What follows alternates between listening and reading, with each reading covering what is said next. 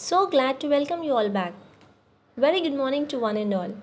I have come up with an interesting topic today. Let me talk about our Indian education system with respect to current society fundamentals or beliefs.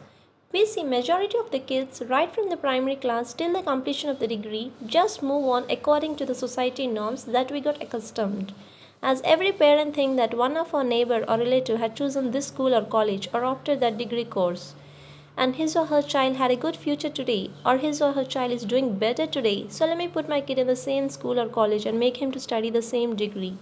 We feel proud and represent our country globally in various aspects, likewise in tradition, culture, technology, sports, modern medicine, fitness and health and whatnot, but still 70% of Indian population just live for the sake of society.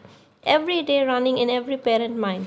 What if my son or daughter has not done well in their academics? And what if my child is not placed yet and my neighbor's child is already in the training period who recently selected in a reputed MNC? Nobody even think of asking the child what are his or her interests are, no matter how difficult the child struggles. But still, parents expect to complete the graduation, which was already a pre-planned course, and hold the degree in hand post plus 2 of education.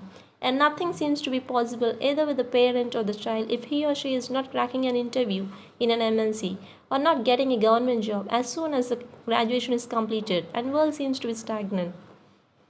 And if every parent has the same belief as like the current generation, our nation wouldn't have such great personalities like the great actors, the great cricketers, players, writers, we have singers, dancers, architects, designers, and whatnot. We have a wide range of talented personalities who are unique in their own way, born in our diverse nation. Our parents or grandparents or great grandparents have no a good educational background. They might not have gone to schools, but still they have the basics of English, mathematics, science, or literature, where they have done wonders on this land. And the stories were so fascinating, even if they were illiterate. And they were much happier, though not financially, but mentally and physically strong enough. They led a peaceful life with no pressure of long hours of sitting in classroom or no pressure in reading many books. They spent their lives in playing around with laughter and joy. They also spent their childhood with enthusiasm to learn things around them. And today's education system is impacting every student's day to day life, be it the economy that brought the change or be it the governance that brought the change. But it is the children today of tomorrow's citizens who are facing challenges in these studies.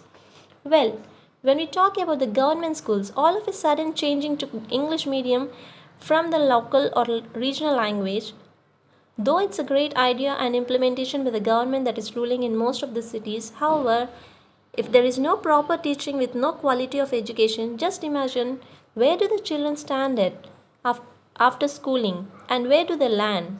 And when they look back into their past out years, their mind will go blank. What am I today? And it's so pathetic that every person in this country needs a government job, but nobody wishes to make his or her child to study in the government school just because the quality of education is not good enough. And coming to the so called corporate or convent schools, 80% in our country we see children spending long hours at school with heavy bags and much pressure on them, with no proper playgrounds, no basics, and no fundamental thinking. Or there'll not be even roots or no foundations on future perspectives, which in turn resulting in ending of youngsters' lives with many news coming out as suicidal attempts and hangings for the ones who are taking so serious on studies. And literally, today's education system is brutally and mentally making the youngsters feel so stressful. And the same children who are not taking education so serious, they are just browsing the internet with no cause or no plans in life, just wasting their valuable time as they really do not know what needs to be done for the future.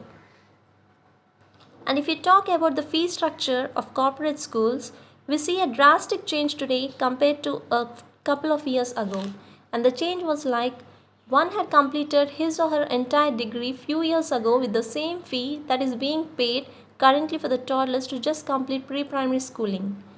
One incident that makes me disheartened and unhappy all the time since my childhood was my father came out of my native with his family when I was at age 5, and I was sent to convent school, and few of my cousins were left at my native and they were into government school, which I couldn't digest the facts, some of the facts at my later age.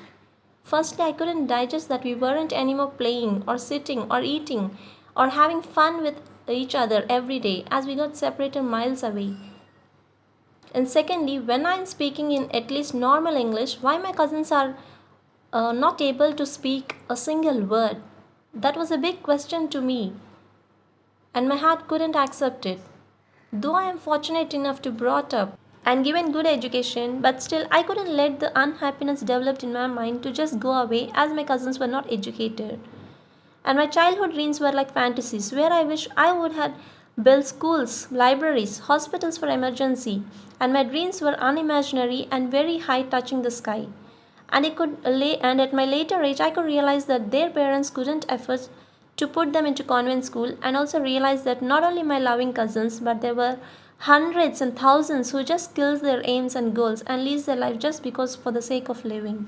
And today we look when we look into the current situation, only the families with high standards with respect to financially well can make the children to educate. Not even an average income person could think of a better school for the children. And we do not have an answer why there is such a huge discrimination in the syllabus of education system in this nation when our country wishes every citizen to become someone great, and why such vast differences noticed in the fee structure, and also why our government is not answerable for not fixing these kind of phenomenal changes that are not so convenient to the people. Indeed, it is we who created this havoc, and I am afraid how would our future generations sustain.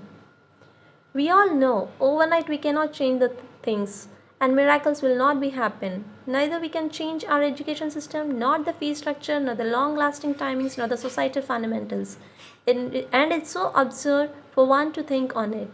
But we can, if we think for few minutes, at least we can try and make some difference, giving our best to respect the interests of our children, to look into their habits, to make them understand how potential they are capable of doing things, how intelligent the little brains would turn out, giving them the space to create their own uniqueness, having the space to develop their minds to improve their knowledge skills, and educating or teaching them moral values, encouraging them the competitive spirit, and making them to understand the importance of life, and developing humanity and humility within self.